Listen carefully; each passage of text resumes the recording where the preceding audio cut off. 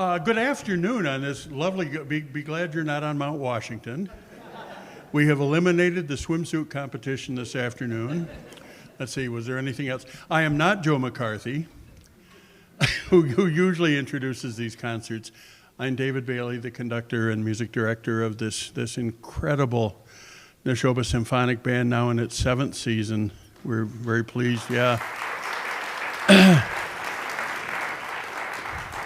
And I'm not going to say too much, except a couple of things. I want you to notice that there are four exits, fire exits here.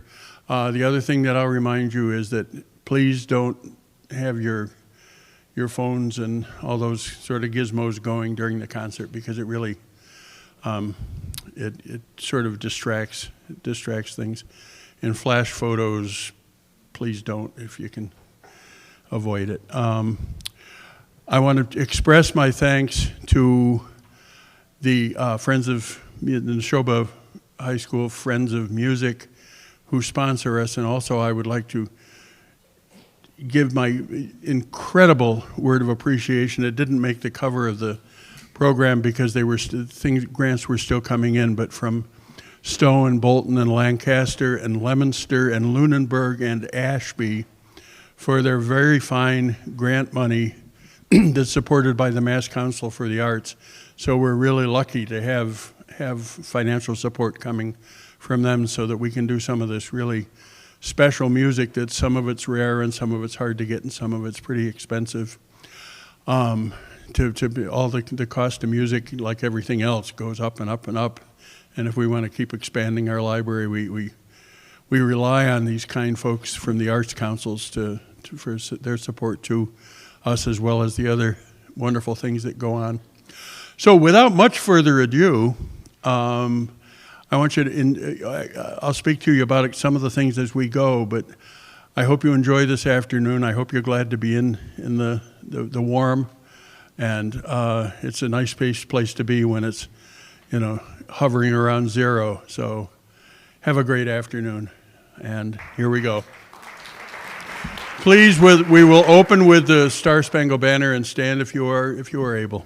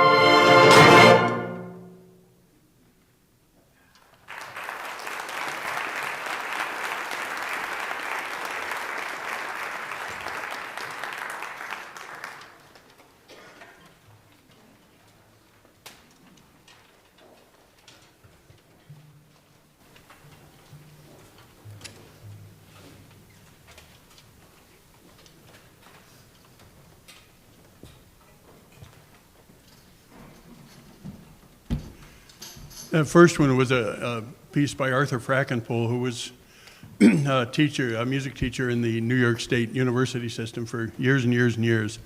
And so he's written many things for college and high school and advanced. A lot of things that were commissioned by different all-state bands throughout the country for Arthur Frackenpohl. The next piece, it's Bach, Jesu, Joio of Man's Desiring. In the early days of recording band music and music in general, composers turned to the classics because a lot of times the only contact that some people would have with classical music would be through bands. And indeed, a good deal of the earliest recordings of classical music, you'll find Beethoven's Fifth Symphony and things like that, all recorded by the Sousa Band or Arthur Pryor's band or Creatore and all of these early band conductors. And a lot of the recordings were that way because the string sound wouldn't pick up on the early recording equipment, so they used bands because they were able to play into these huge microphone chambers and get the sound back. Some of the stuff is far too ponderous to play these days. It was the staple of a lot of band concerts early on. But a lot of it is now too ponderous, and you listen to it and say, why are they playing this? It doesn't sound like orchestra music at all. But it did when you listened to it on the earlier recordings, because it was just because of the way the sound came out. So a lot of it has disappeared. But there's a few things that haven't, and one of this is this lovely transcription of Jesu, Joio of Man's Desiring. This one I think is by Alfred Reed. The one that's made it onto recordings is by Erik Leidzen, who was the chief arranger for the Salvation Army bands. Interestingly enough, he did the setting of the Star Spangled Banner that we use. Erik Leidzen, Swedish-born, but he was in this country most of his life. All right, so I think that you'll enjoy this lovely setting of Jesu, Joio of Man's Desiring by Alfred Reed, doing justice, I think, to J.S. Bach.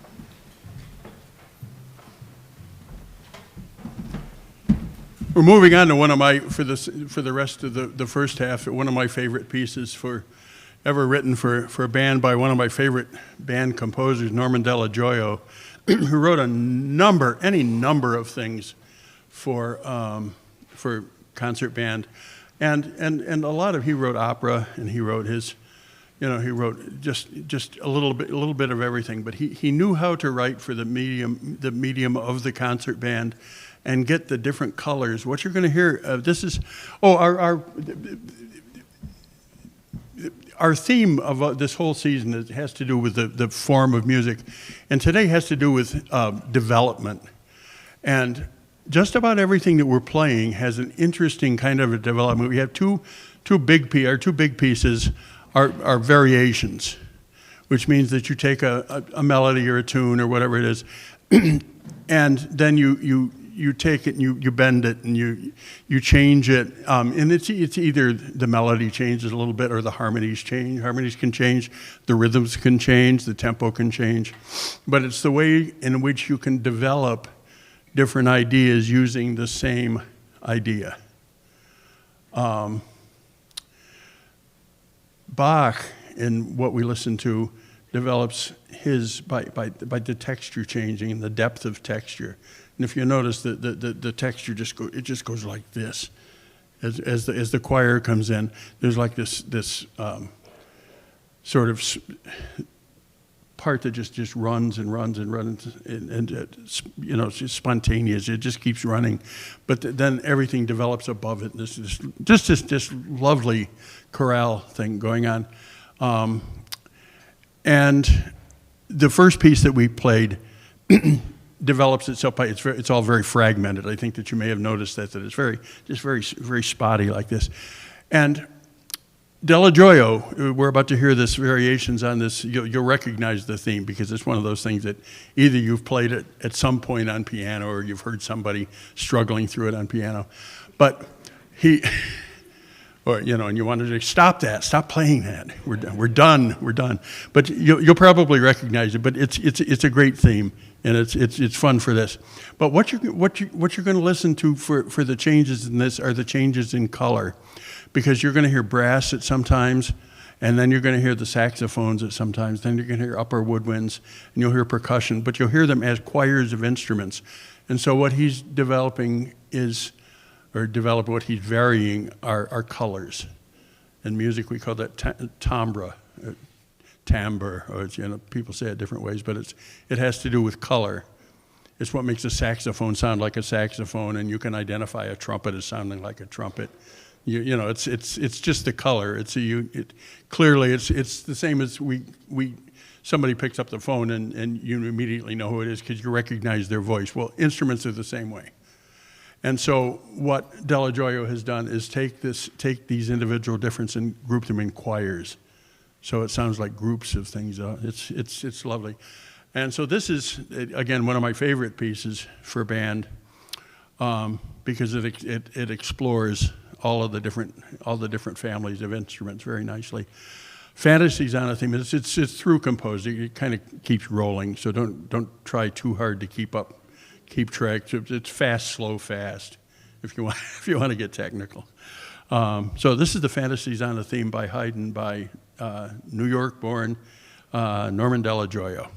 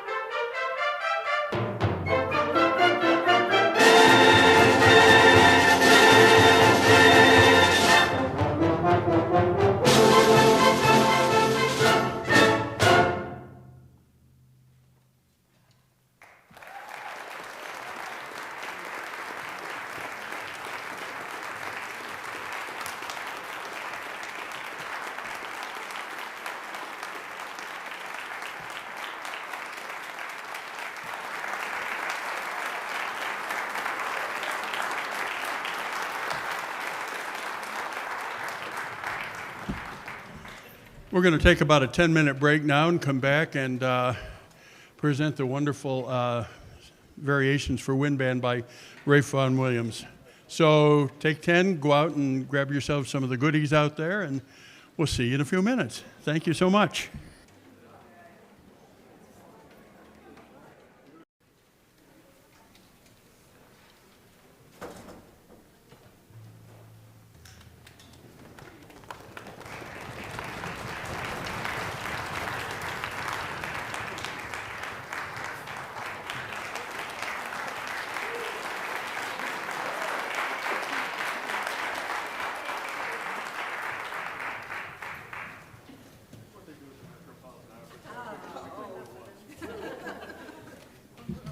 I told him, you know, when you go to the Metropolitan Opera, they always have the orchestra stand before they start the second half, and the worst things can happen.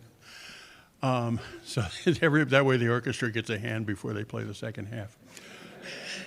No, they're doing a great job, and that we've worked hard on the Dello Joio. It's a tough piece, but it's a fun piece, and it's a real challenge. We're going to play for you now. This is the 150th anniversary of. Well, it's one of those things that everybody argues about, but it's Vaughan Williams, who probably is the greatest British composer or one of the two or three greatest composers of the 20th century in Great Britain. Vaughan Williams, he was one of the very few 20th century symphonists that carried on the tradition of writing, you know, full symphonies, you know, together with, I think, Sibelius you can count, and you know, some others, but even Holst and people like that didn't write symphonies, or if they did, they would write one. But Holst is the one that carried it all the way into the 1950s, and together with probably Benjamin Britten, they're probably the greatest British composer of the 20th century, and he wrote loads of choral music. He wrote 9 symphonies that are, if you haven't heard the C Symphony, sometime Google the London, it's not the Proms concert of the Vaughan Williams C Symphony, Symphony Number 1 with you know, a 1,000-voice chorus and massive symphony orchestra. It absolutely take your breath away. But Vaughan Williams wrote, the other nice thing that he did, he recognized all of the possible capabilities of all of the different mediums. And of course, the British band tradition is huge in Great Britain. And they have as many brass bands as they do regular concert bands. Or maybe, I don't think that there's a town that doesn't have a brass band. And so he wrote a lot for brass band, but he also recognized the medium of the full band as a viable concert medium to equal in its own way the repertoire of the symphony orchestra. And so this is his 150th year, and we've got our name in the Vaughan Williams Society for doing this piece.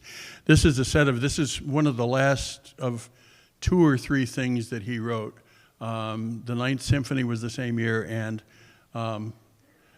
I say this as a tuba player, one of his greatest pieces was his tuba concerto, written also in 1958. But I don't think it was one of the greatest pieces he wrote, but it's one of the few and first tuba concertos that there was everybody said, tuba play a concerto? I don't think so. Throw it out of the house if you have a chance. At least that's what my dad said. Just throw it out of the house. What should I do with this? I'll tell you what you can do with it. And I did, and I've been playing it ever since. In any case, but Vaughan Williams recognized all of the different wind instruments and the combination of winds. So here we have a very interesting piece that he wrote for brass band first, and it was picked. Excuse me. It was picked up by Gordon Jacob, who's another tremendous British composer, more contemporary, and did a lot of more commercial things, but he wrote a lot of film scores and things as well. But Gordon Jacob scored it for full orchestra. And then Don Hunsberger, who at the time was director of the Eastman Wind Ensemble, took the orchestra, the orchestra score and scored it for full winds. And what we're playing today is Hunsberger's score of the variations for wind band. And we think you'll enjoy it. It runs, each of the variations is only about 16 bars long. So the piece really runs in and out of the variations very quickly. And unless you had a score in front of you and even if you could read the score, it moves very quickly through the variations. But he changes it in mood, and you'll hear mood changes and tempo changes.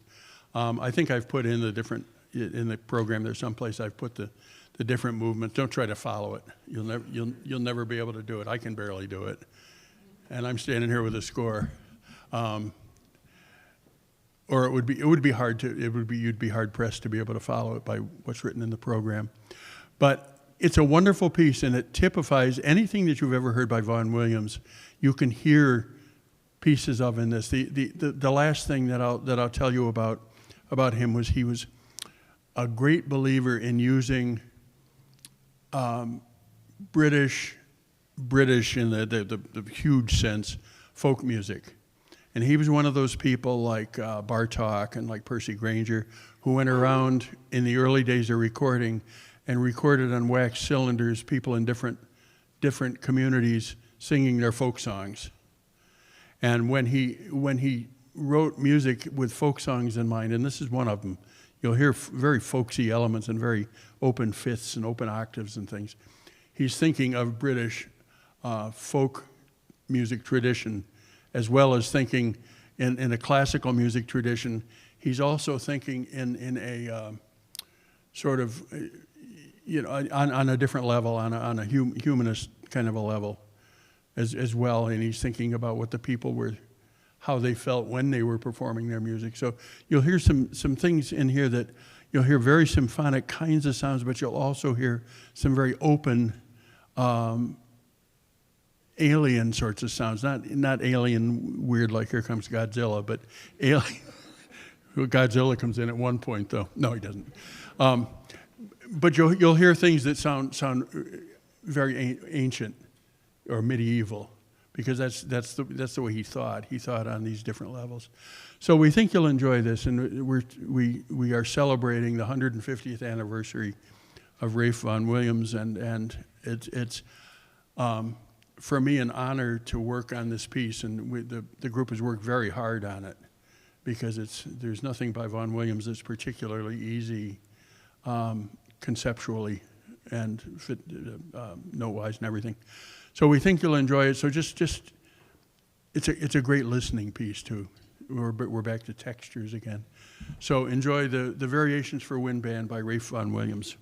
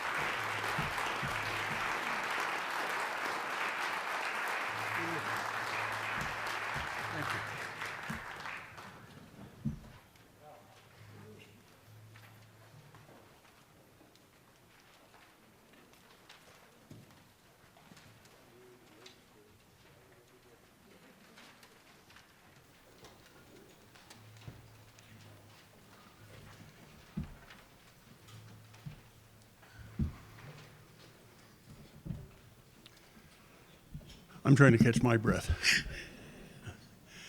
It's a lot of fun, and it's so British and so Vaughan Williams, and I hope we did him justice on his 150th anniversary year. The march we're closing the program is by Kenneth Alford, who's a contemporary of Vaughan Williams, wrote marches right up through the 1950s, well, at least until he died.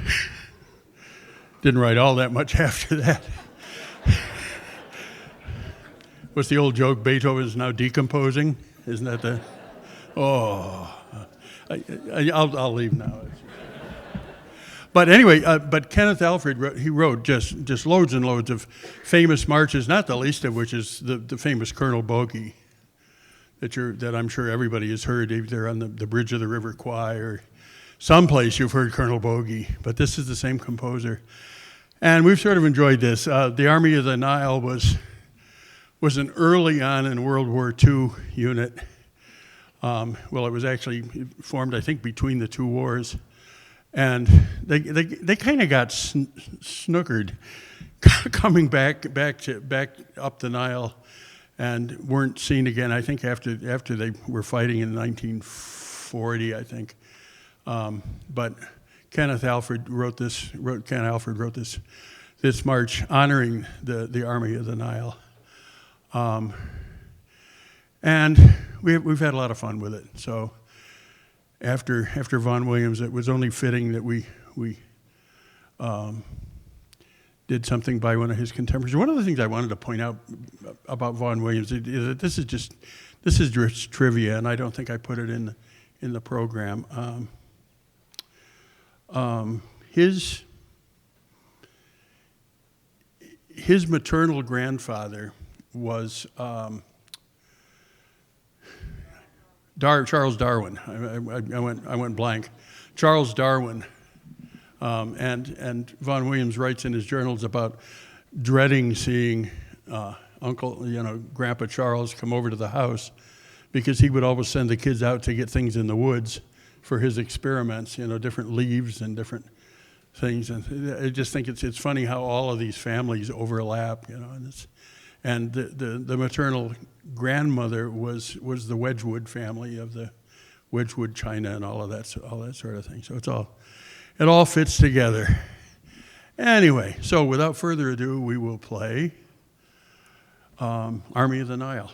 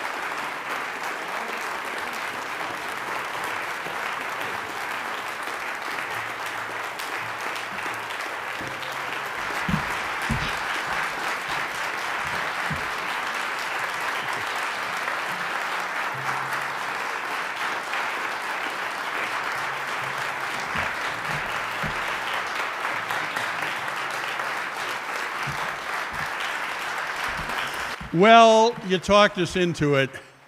This time we have one more. Sometimes we don't, and sometimes we do. Sometimes I'll just, that's it, go home. But it's so cold, I think we'll play one more. And we've worked really hard on this next one, you'll see.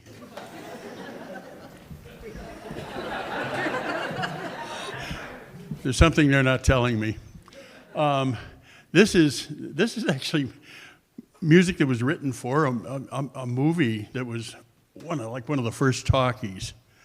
This is called The Parade of the Wooden Soldiers, and it's by Leon Jessel. And there's a Laurel and Hardy version of this with the Babes in Toyland.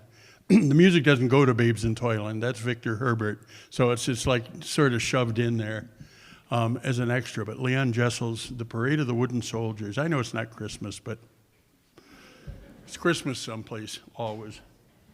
Feels like Christmas out.